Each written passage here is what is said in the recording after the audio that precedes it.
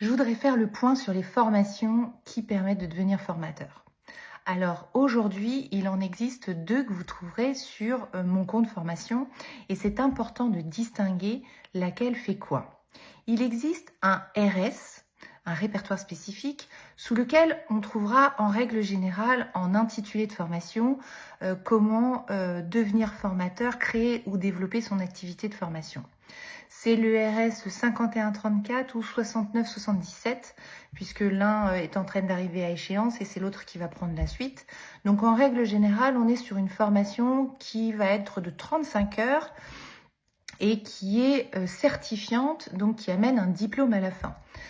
Cette formation est excellente pour les formateurs qui veulent devenir des formateurs indépendants. La deuxième formation est la formation qui est inscrite au RNCP, qui est le titre professionnel de formateur professionnel pour adultes, le TPFPA, souvent proposé par l'AFPA, le GRETA ou des organismes de formation en ligne. Chez Edikos, on propose les deux, mais on se fait un point d'honneur, et je me fais un point d'honneur, à bien analyser le besoin. En fait, quand on est un organisme de formation Calliope, on a l'obligation d'analyser le besoin. Et moi, en tant qu'auditrice, je veille à ce que cette analyse du besoin, elle soit pertinente, de sorte à pouvoir bien orienter les stagiaires. Effectivement, aujourd'hui, un stagiaire qui veut devenir formateur indépendant, s'il va vers le titre professionnel de formateur pour adultes, eh bien le risque, c'est qu'il sera sur une formation qui sera certainement prise en charge. Gros avantage parce que c'est une formation qui en général est entre 4 200 et 8 000 ou 9 000 euros. C'est une formation qui est entre 600 et 1000 heures avec 315 heures de stage obligatoire. Elle est proposée en présentiel ou en distanciel et cette formation, pour moi, elle est faite vraiment pour les formateurs qui veulent devenir formateurs salariés. Donc, je suis formateur dans une entreprise, je suis devenu formateur grâce à mon expertise et je veux valider mes compétences de formateur. Je fais le titre professionnel de formateur pour adultes. Je travaille dans un CFA en tant que formateur ou dans une école pour des BTS ou autres. Je fais le titre professionnel de formateur pour adultes en tant que salarié. C'est intéressant, c'est pertinent. D'autant que cette formation de 4 blocs va vraiment aller travailler sur le fond pour les formations de longue durée. Donc c'est extrêmement intéressant. On ressort avec un niveau Bac+2 et on a la capacité de concevoir, d'animer, d'accompagner et puis une partie qui est sur le RSE dans la formation. Donc on va avoir une formation qui est complète sur le métier de formation. Mais en aucun cas, cette formation va vous préparer à devenir indépendant.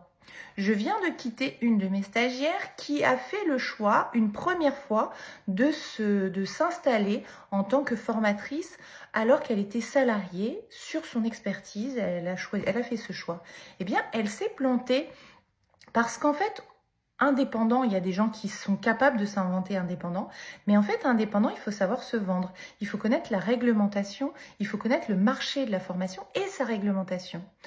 La formation qui est plus courte et qui est un RS et qui vous apporte une certification vous apportera vraiment la possibilité de devenir un entrepreneur. Alors, je vais être un peu chauvine et je vais vous dire, chez Edikos, vraiment, on va vous accompagner dans ce sens-là parce que on va vous transmettre une équipe à votre disposition qui va vraiment vous accompagner sur la partie marketing, sur la partie vente, sur la partie formation et formation digitale également et sur la partie mindset avec la conduite du changement. J'ai 4 experts qui vont être à votre disposition et puis je vais amener mon expertise en plus.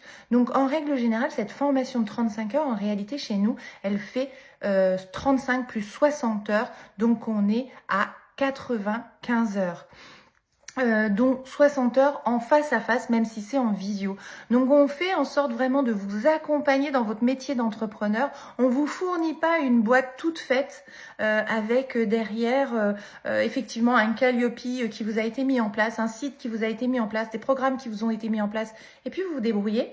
Non, nous on va vous apprendre à concevoir tout ça, puis on va vous apprendre à l'incarner, puis on va vous apprendre à le vendre. Et c'est tout le but de l'entrepreneur. Et c'est le but de l'entrepreneur, c'est également d'être capable de faire de la stratégie.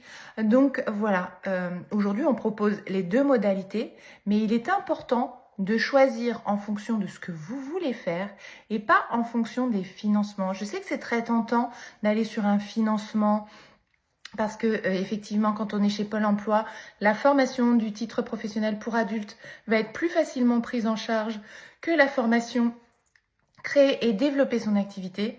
Mais attention, faites bien attention à ce que vous voulez atteindre comme objectif.